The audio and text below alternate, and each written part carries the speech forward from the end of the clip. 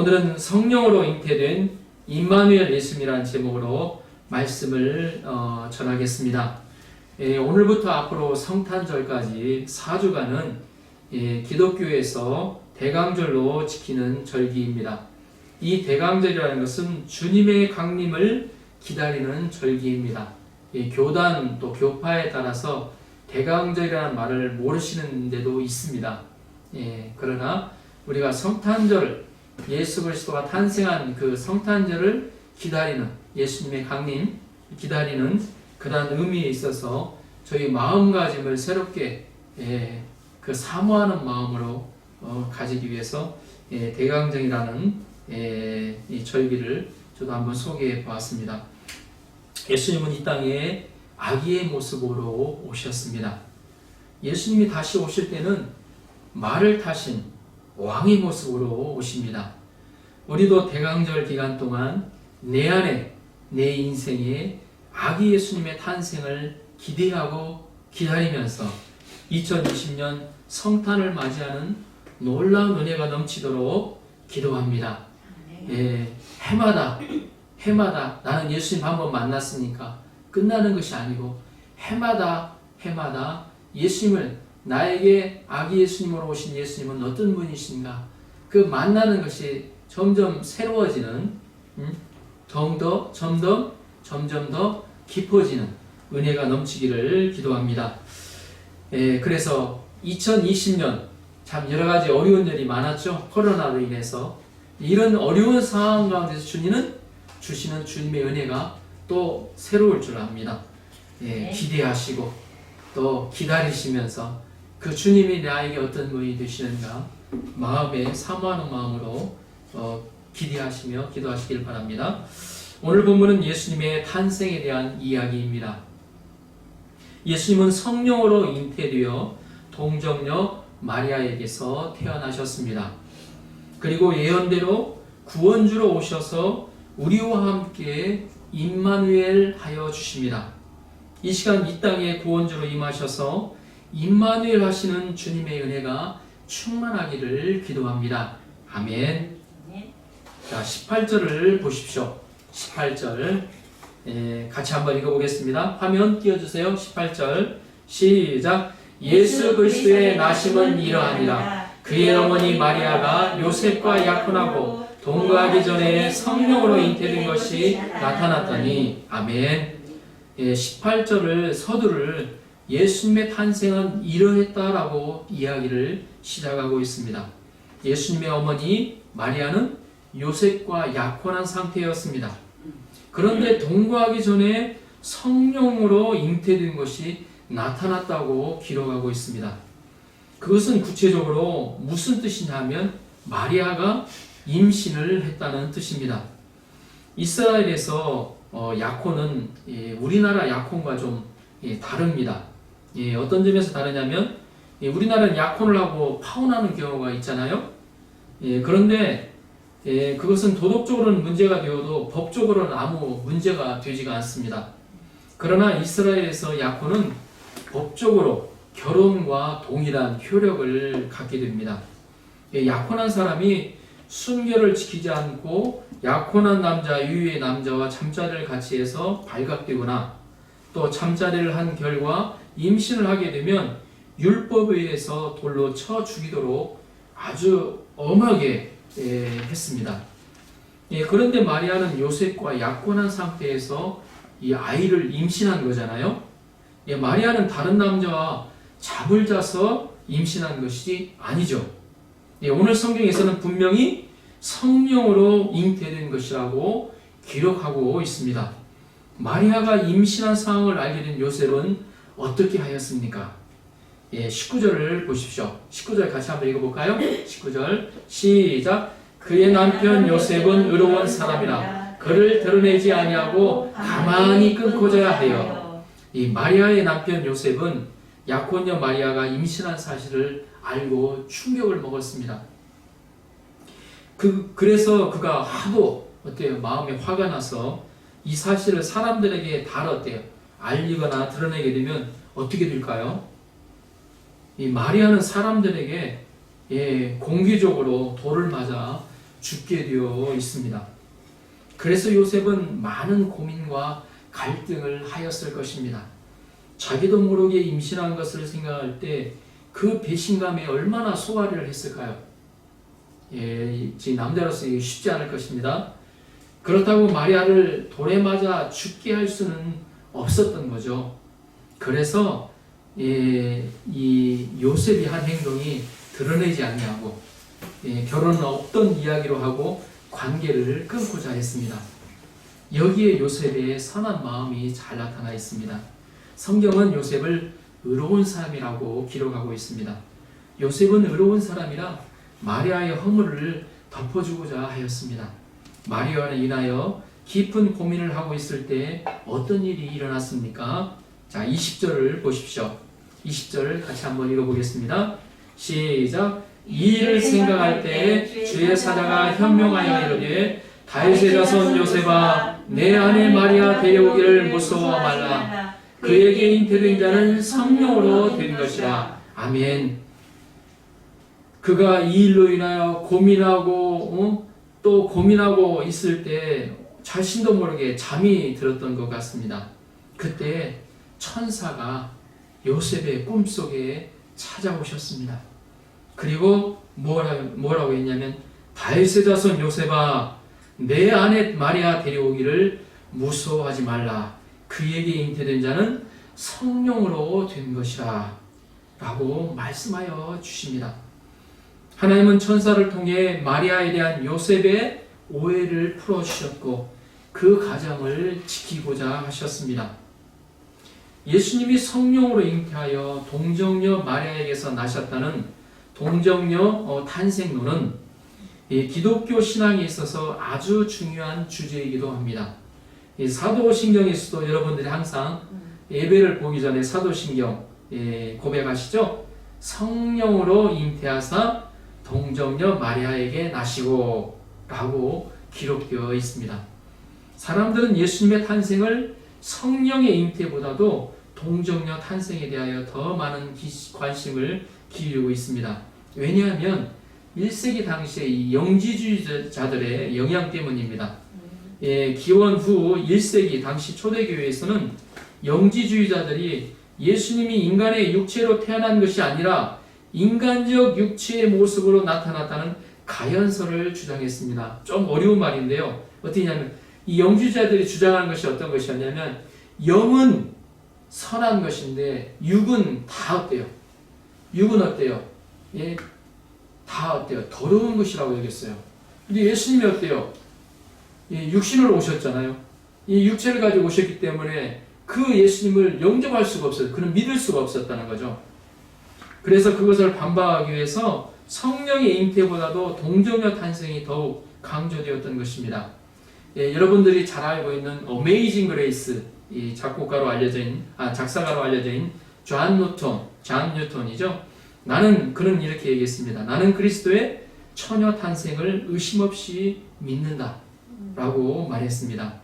미국 프린스턴의 자랑이라고 일컬어지는 그레삼 메이찬 박사는 그의 책에서 이렇게 고백했습니다.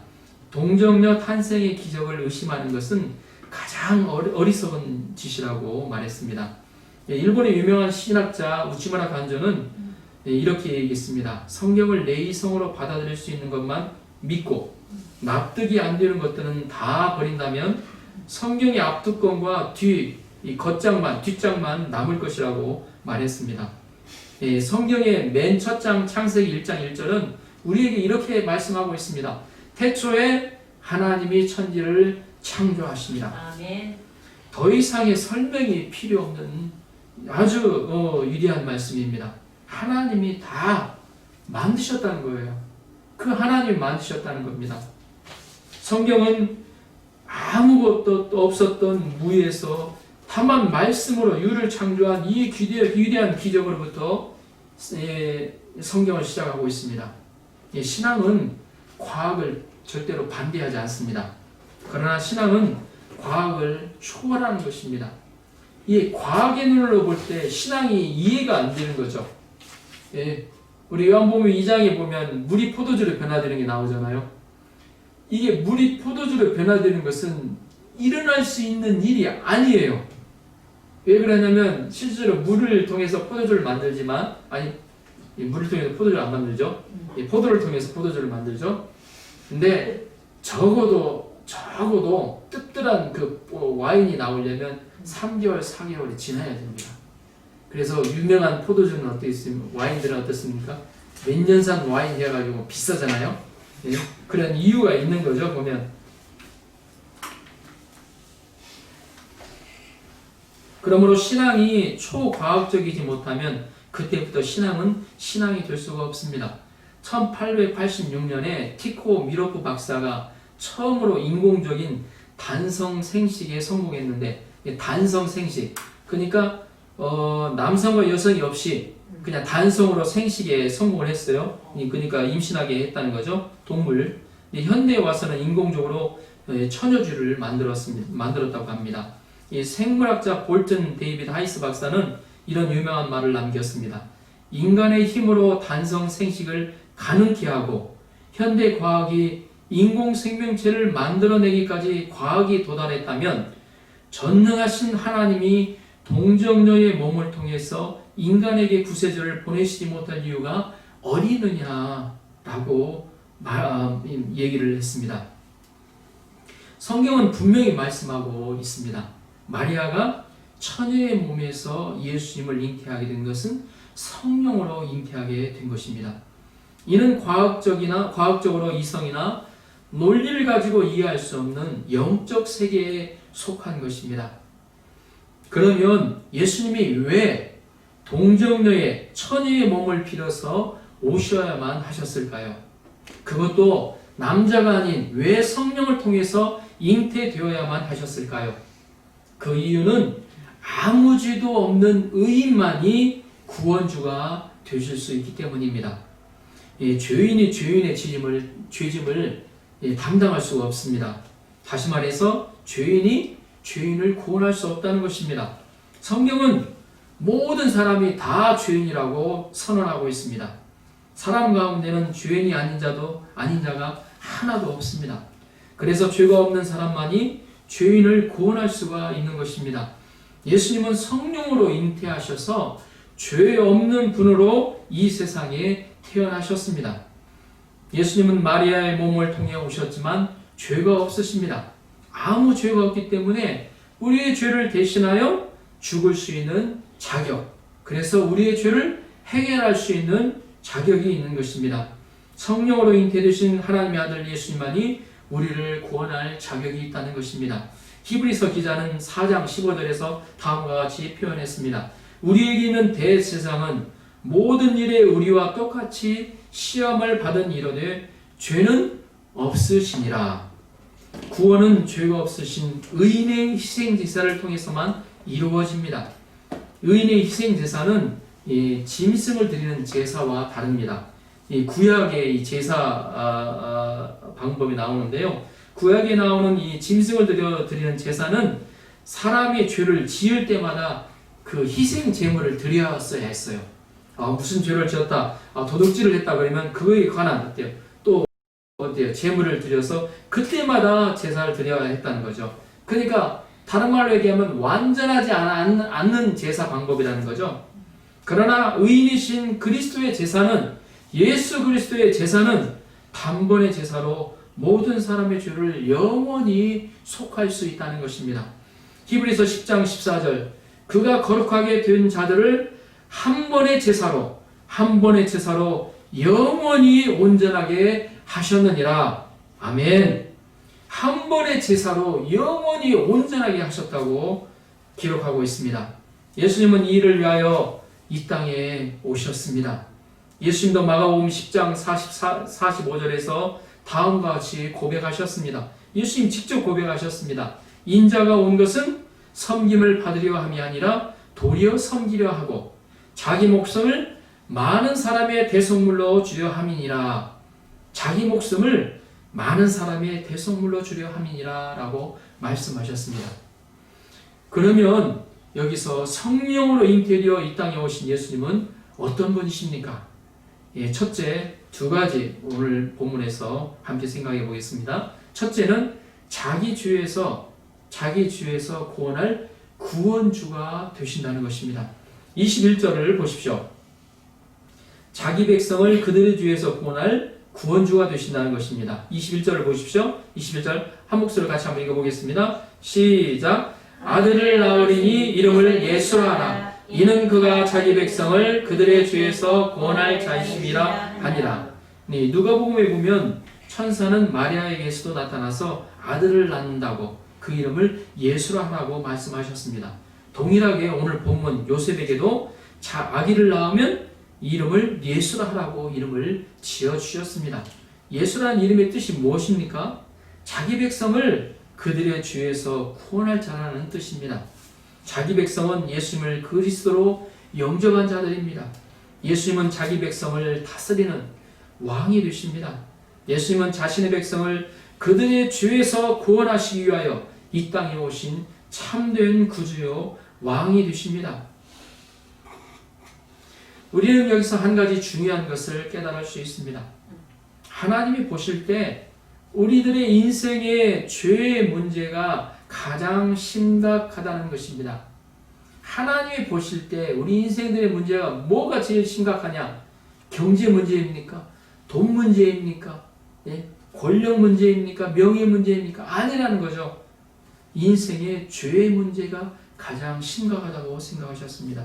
예수님이 태어날 그 당시 이스라엘은 로마의 식민지 아래에 있었습니다.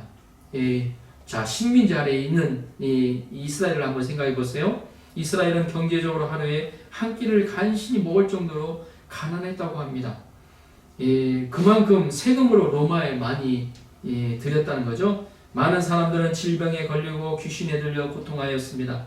그래서 많은 사람들이 메시아를 고대했습니다. 메시아가 오면 로마로부터 독립을 주고 경제적인 부국을 만들어 주실 거라고 생각하였던 것입니다.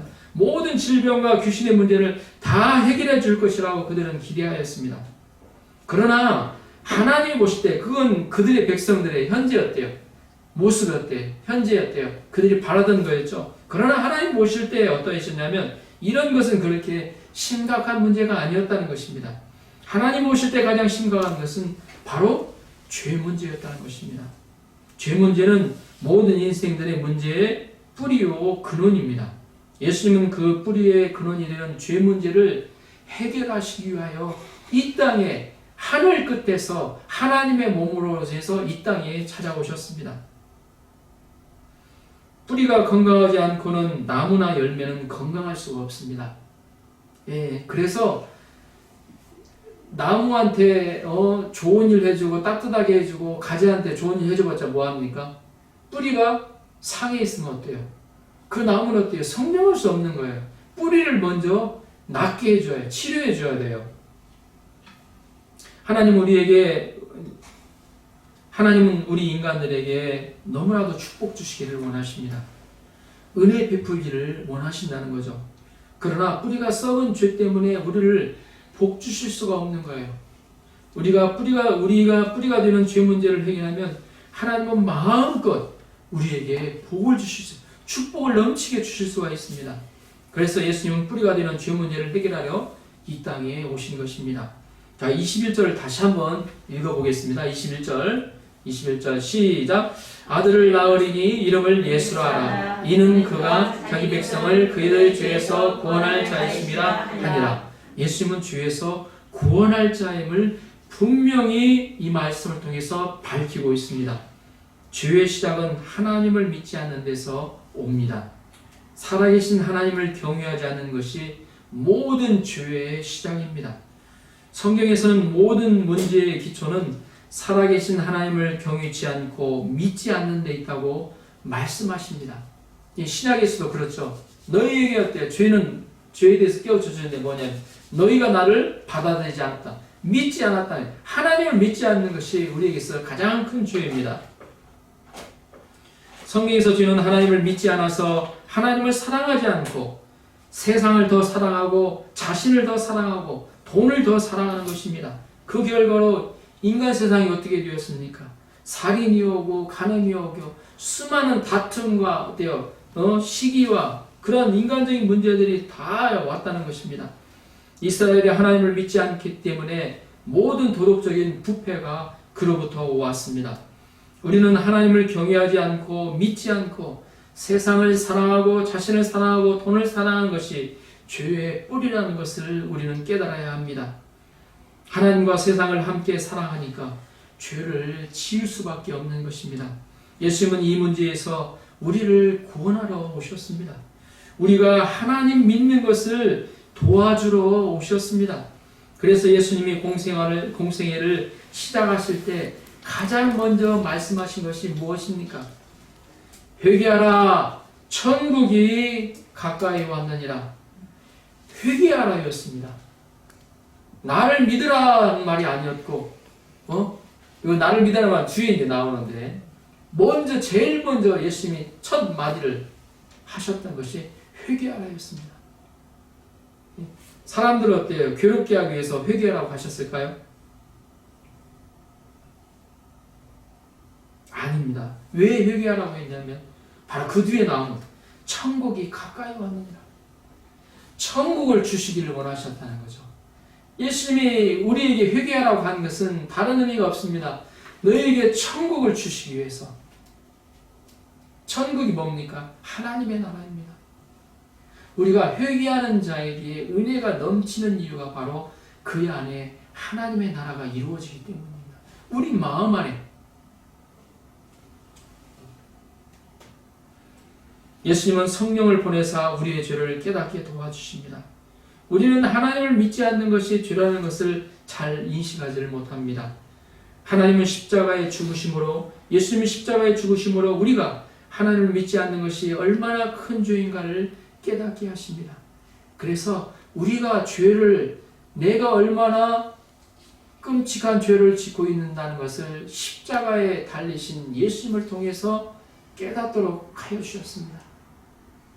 그래서 예수님이 십자가에서 죽는, 우리 패션 오브 크라이스트라는 영화를 보신 분도 아시겠지만, 패션 오브 크라이스트는 영화로 멜 깁슨이 감독이 만들었는데, 지금까지 만든 영화 중에서는 예수님 십자가에 못 박히시는 그 과정들, 또 골고다 올라가는 그 과정들을 정말로 리얼하게 묘사를 했습니다. 지금까지 나온 영화들 중에서, 지금까지 나온 영화들은 뭐 별로 그런 것처럼 하여튼 영화다 그런 정도 있는데, 보더라도 끔찍하다, 저 정도까지.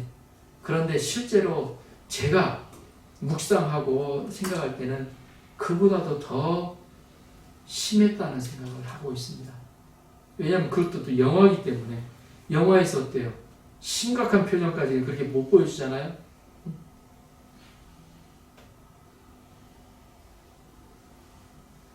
하나님이 우리 죄를 위하여 죽으심으로 죄사함을 주십니다. 둘째, 성령으로 잉태되어 오시는 예수님. 첫 번째는 어때요? 자기 죄에서, 자기 백성의 자기 죄를 위해서 구원하신 구원주로 오셨다는 것이고요. 둘째, 성령으로 잉태되어 오시는 예수님은 임마누엘 하시는 분이시라는 것입니다. 자, 22절, 23절을 보십시오. 22절, 23절 같이 한번 읽어볼까요?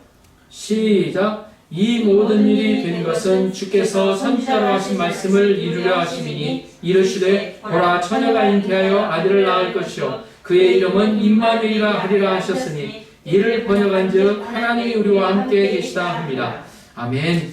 예수님이 마리아에게 성령으로 잉태한 것은 하나님께서 이사야 선지자에게 하신 말씀을 이루려 하심입니다.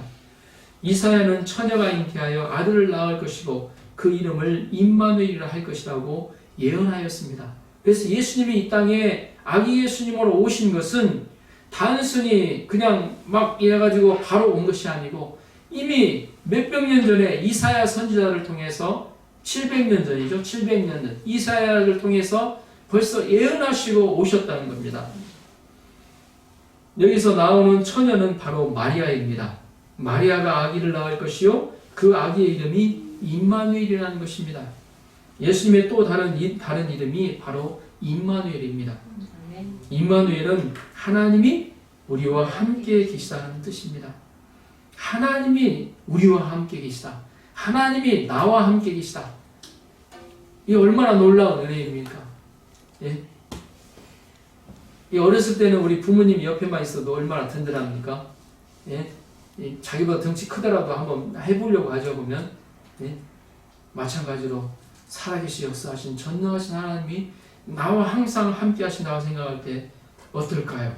우리 얼마나 그 인생이 달라질까요? 하나님 우리가 예수님을 나의 그리스도로 영접할 때 우리와 함께하여 주십니다. 예수 그리스도를 영접하는 자에게 주님이 함께하여 주신다고 약속하여 주셨습니다. 그러면 하나님이 함께 하실 때 받는 은혜는 무엇일까요?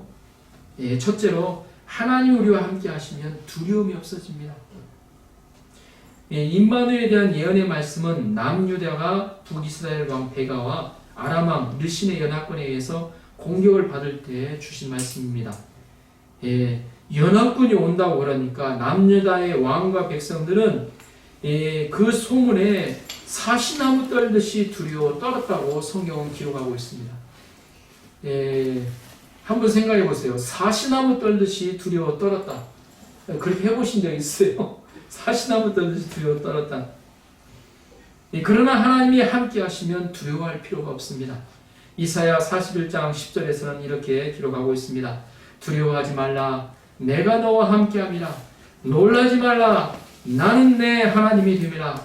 내가 너를 굳세게 하리라. 참으로 너를 도와주리라. 참으로 나의 의로운 오른손으로 너를 붙들리라. 아멘. 함께 하시는 하나님이 남유다를 도와주십니다. 함께 하시는 하나님이 이스라엘을 굳게 하십니다. 함께 하시는 하나님이 참으로 의로운 오른손으로 이스라엘을 도와주십니다. 그 하나님이 바로 나와 함께 하여 주시고 도와주시고 의로운 오른손으로 도와주신다고 한번 생각을 해보십시오. 그 은혜가 우리에게도 차고 넘치기를 기도합니다. 그래서 우리는 두려워할 필요가 없습니다. 다윗은 사울에서 쫓겨서 사망의 음침한 골짜기를 다녔다고 고백하였습니다. 그러나 어떤 상황 가운데서도 그 사망의 음침한 골짜기를 다닐지라도 해를 두려워하지, 무슨 해가 오지 않을까 두려워하지 않은 것은 하나님이 함께 하신다는 것을 믿었기 때문입니다. 자, 둘째로 하나님이 임마누엘 하시는 은혜, 둘째로 하나님이 함께 하시면 사람이 변화가 됩니다. 우리 성경에 보면 오늘 이 마태복음을 지은 이 마태는 세리 레위였습니다. 그는 이기적이고 반민족적인 자였습니다. 이 자기와 돈만 아는 자였어요. 이 돈만 벌면 됐어요. 그래서 노마 앞잡이가 되어서 세금을 걷어가지고 노마한테 줬어요. 자기 동족. 그래서 어떤 때는 어때요? 매국노다. 어떻게 동족의 피를 빨아서 세금을 받아서 노마에 바치냐. 또 이 세리들이 자기 목도 챙겨야 하기 때문에 세금을 더 많이 걷었어요. 그러다 보니까 보면 돈만 아는 사람 같으면 어때요? 할만하죠, 보면. 그러나 예수님이 오셔서 그와 함께 하여 주셨습니다. 세간에 앉아있는 외롭고 쓸쓸해 보는 그의 모습을 보시고 예수님이 다가가셔서 나를 따르라 하셨습니다. 예수님이 3년 동안 함께 하시며 그를 사랑하여 주셨습니다. 성령으로 그와 함께 영원토록 함께하여 주셨습니다. 그러자 그가 주옥 같은 마태복음을 쓴 성마태가 되었습니다. 마태는 이 사실에 감격하여 마태복음의 시작을 하나님이 우리와 함께 하신다는 것으로 시작하였습니다. 이 마태복음 1장에 임마누엘 하시는 임마누엘이라는 말이 나오고 마태복음 끝장에 28장 마지막 절에 보면 세상 끝날까지 항상 너희와 함께 하시라는 예수님의 약속의 말씀이 나옵니다. 심리학적으로 보면 사람은 변화될 수 없는 존재입니다. 뼛속까지 변할 수 없다고 많은 사람들이 생각합니다. 그러나 하나님이 우리와 함께 하시면 예수님을 만나게 되면 누구나 변화할 수가 있습니다. 그리스도 안에서 새로운 사람들이 될 수가 있습니다. 셋째로 하나님이 우리와 함께 하시면 형통하게 됩니다.